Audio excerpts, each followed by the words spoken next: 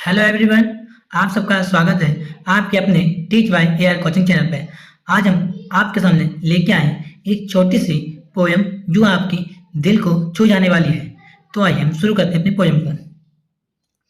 इससे पहले हमने आपको बता रखा था कि इस चैनल पे आपको कब वीडियो मिलेगी, कितने बजे। आपको साइज छोटा करते हैं, 1 मिनट। आपको शाम 6 बजे क्लासेस मिलेंगी।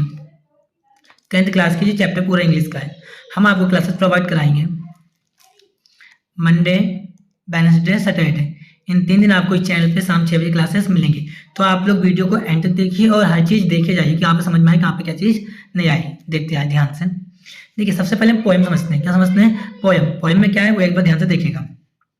जैसे पोएम है, पोएम का नेम क्या है? Dust of snow. पोएम का नेम क्या है? Dust of snow. किसने लिखा है? रॉबर्ट फ्रस्ट ने। किसने? रॉबर्ट फ्रस्ट ने। पोएम पहले पढ़ते हैं, फिर लाइन बाय लाइन इसका मतलब भी हम लोग समझते हैं। इंपॉर्टेंट वर्ड मीनिंग भी जानते हैं हम लोग। देखिए, पोएम होता है द वे ए क्राउड सुक down on me the dust of snow from a hemlock tree. आपके यहाँ हेमलॉक ट्री देखा, क्राउड है। जो यहाँ पे जो राइट पोएट हैं, कवि रॉबर्ट फ्रस्ट जी भी यहाँ पे खड़े हैं। Has given my heart and change of mood and saved some part of a day I had wrote। ये आपकी पोयम है। आपको ये पोयम सिर्फ इतनी याद करनी, 4 लाइन की। आपके हर साल एग्जाम में 4 लाइन की पोयम पूछी जाती है। समझ में आ गया? आगे देखते हैं हम लोग। अब जो कुछ वर्ड मीनिंग है वो आप एक बार नोटिस कर लीजिए। जैसे क्राउ, क्राउ को बोलते हैं large black bird. Meaning English में क्या होगी? क्राउ में से एक लार्ज ब्लैक बर्ड, इसको बोलते हैं हिंदी में कौवा। सुक डाउन, सुक डाउन मतलब होता है कैच टू फेल बाय सेकिंग, यानी हिलाकर गिरा देना। सुक डाउन मतलब क्या होता है? कोई चीज हो उसे हिलाकर गिरा देना। इंग्लिश में बोल सकते हैं catch to fall by seeking. आगे देखते हैं हम लोग। आगे dust of snow.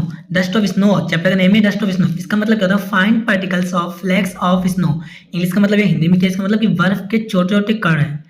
Dust of snow मतलब क्या है? बर्फ है, बर्फ उसके छोटे छोटे कण होते हैं, उन्हें बोलते हैं dust of snow. Hemlock tree, hemlock tree को बोलते हैं ए पॉइजनस ट्री। क्या है? ए पॉइजनस ट्री यानी जहरीला वृक्ष। हेमलॉक ट्री कौन सा? एक जहरीला वृक्ष है, क्यों? उसके पत्ते एक भी नहीं होते, इसे उसे जहरीला वृक्ष बोला गया है। आगे देखिए, given my heart. Given my heart का मतलब है इंग्लिश में टच माई इमोशंस और फीलिंग्स। इंग्लिश में क्या मतलब है? टच माई इमोशंस और फीलिंग्स। हिंदी में मेरे दिल को महसूस कराया। कभी भी हर एक लाइन आपको समझाएंगे अभी। Word meaning give my heart मतलब होता है कि मेरे दिल को महसूस कराया। Change of mood, a shift in emotional state. क्या? Change of mood, a shift in emotional state मतलब है मन स्थिति में बदलाव। जो मन के अंदर जो परिवर्तन हुआ उसके बारे में बताया, change of mood.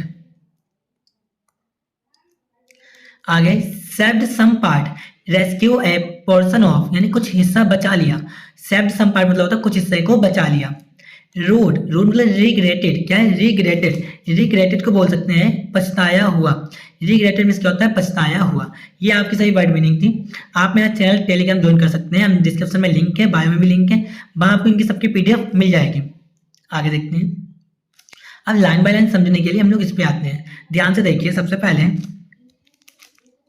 The way A crow सुक डाउन ऑन मी, इन 2 लाइनों का मतलब क्या? ध्यान से देखिए। लिखते हैं, समझा रहे कि एक पेड़ पर, क्या है? एक प्लांट या एक ट्री है, उस पर एक बैठा था एक कौवा। यानी एक कौवा है जो एक पेड़ पर बैठा हुआ था और उसके कुछ स्नो, उसने कुछ स्नो क्या कहते हैं कि बर्फ के कण मेरे ऊपर गिरा दिए। कभी है जो एक वृक्ष है उसके नीचे बैठे हुए थे, तो एक कौवा आया कहीं से भी। उस कौवे ने क्या किया? उस कौवे ने उस वृक्ष के ऊपर बर्फ के कण थे उन्हें गिरा दिया। किसके ऊपर? कवि के ऊपर। कवि का नाम क्या है? Robert first. आगे देखिए। The dust of snow from a hemlock tree. इसमें बताया गया है कि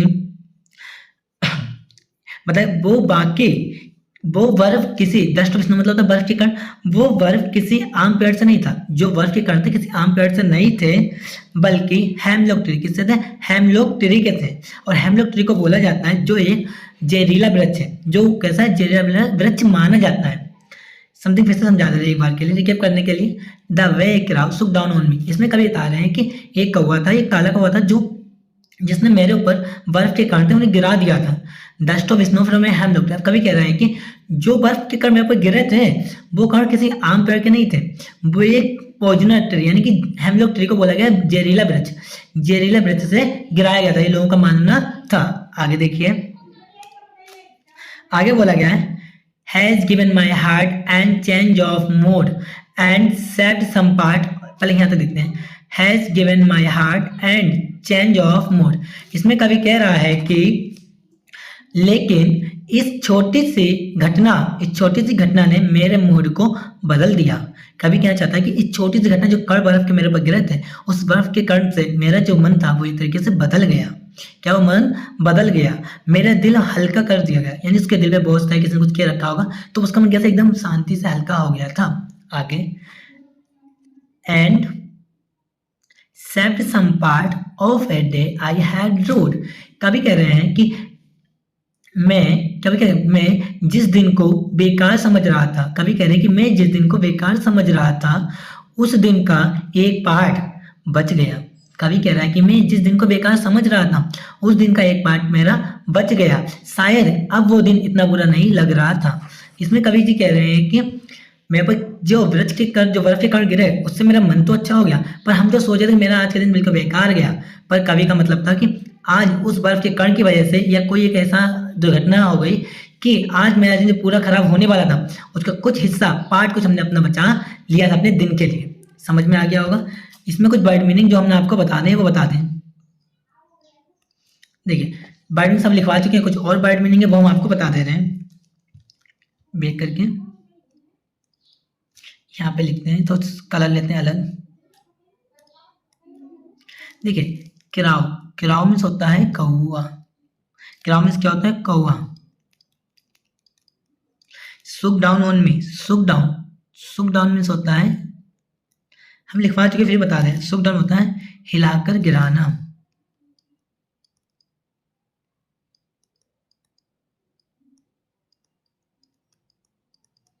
मैं साथ साथ आप लोग भी लिख लीजिए। आगे बोला गया है कि dust of snow, dust of snow, इसका मतलब है बर्फ के कण, छोटे कण, इधर लिख दे। इसका मतलब बर्फ के छोटे कण। आगे नेक्स्ट इसमें है रूड। क्या है? रूड, इसका मतलब होता है पछताया हुआ।